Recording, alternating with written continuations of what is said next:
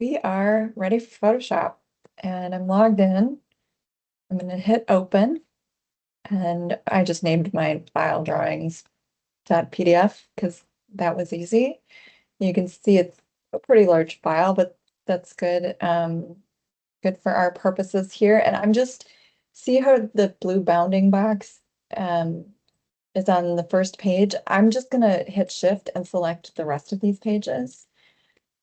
And I want the image sizes are exactly that tabloid size. That's great. Resolution 220. This is going into a presentation, so I'm okay with that. If I was going to print it, I might do something that was a little higher. 300 DPI is usually what I go for. And right here is if you ever see something come in on grayscale, you can change it to color. I like the RGB color because that allows me to use the filter gallery.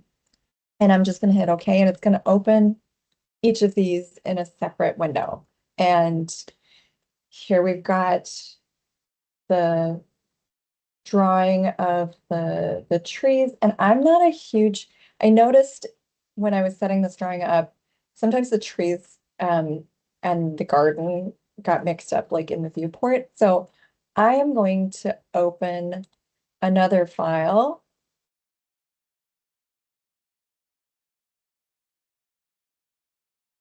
called trees. I think it's called trees all actually. But you should have this in the files in the canvas. So right now I've got some things on different layers. Oh, that one's pretty. It's like a cherry tree. I've got some evergreens in here. I've got some summer trees in here. And I just want like a generic tree that I can um, pop in there. So I'm on the summer layer. That works for me. I'm going to select this guy. So all of these trees are just, this is one raster image with a bunch of different types of trees. And I'm going to copy it. So I used this marquee box. If you hold it down, it'll give you different shapes of marquees. And I just need this tree. So I'm going to draw a box around it and I'm going to hit Command C. And then I have to come and find my first drawing. And I'm just going to copy this tree in here. Oh, it's huge. So I'm going to hit Command 0 and that'll give me my screen back. And now I'm going to resize this. I took my direct selection tool and I'm just going to shrink it down. And I'm just going to pop it in here.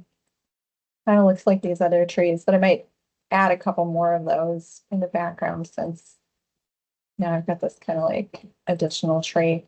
And it came in as its own layer here. I'm just going to copy that and I'm going to add that. And you see how it's kind of in front of this other tree? I don't really want that. So I'm gonna play around with it. If I want to move this layer above, I just grab it and drag it above. So I'm just gonna continue to copy these and get that garden out of there. And then I may want to delete the extra lower portion of the trees. So I'm gonna just hold shift and merge these. So these three layers are independent right now. So if I want to move them around, I can. Here, let me show you that first. So like if I want to move this one, I just move it. If I want to move this one, I just move it. But I'm going to merge them so that I can more easily delete the trunks. So I've selected that layer. I'm going to select all of them by holding shift. I'm going to right click and hit merge layers. And now it's just one layer and they all move together. And I'm going to hit my eraser tools here. And it's kind of, it's 50 pixels and it's kind of soft. And I'm just going to kind of get rid of some of this so that it's not so awkward. And then direct selection tool, and then move these down. And I think I want them to blend in a little bit more. So I'm going to maybe change the opacity to, like 80.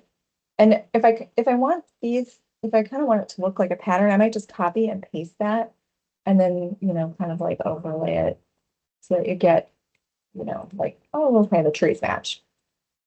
But now that's done. And then I want a sky for back here. The checkered means that it's going to come in clear if you export it as a PNG. So I have a sky. Let me open the sky real quick.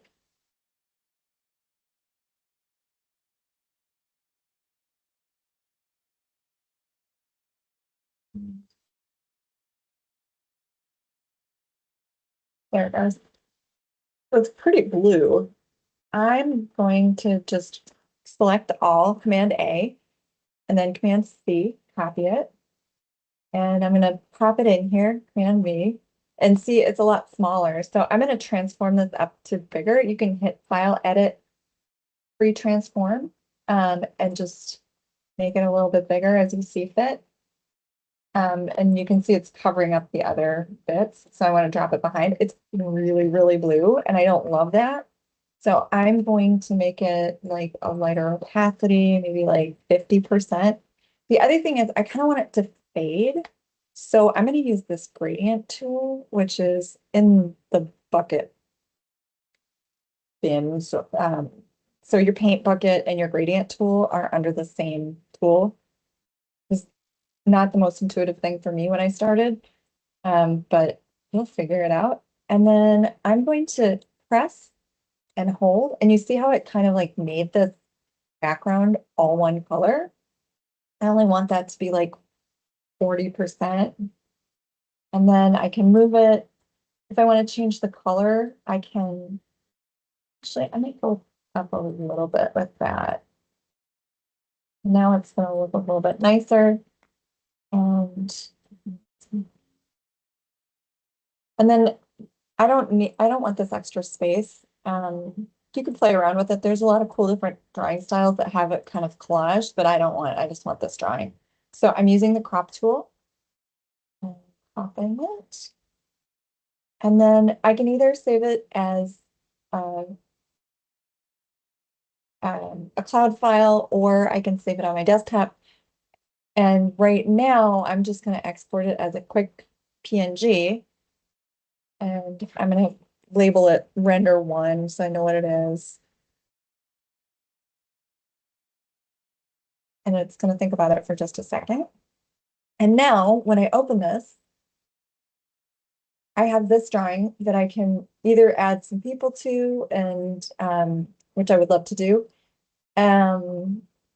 or I can, use a filter on it or whatever I feel like, and I can pop it right into a presentation. So that is an example of a rendered view, and we'll do the site section and site plan next.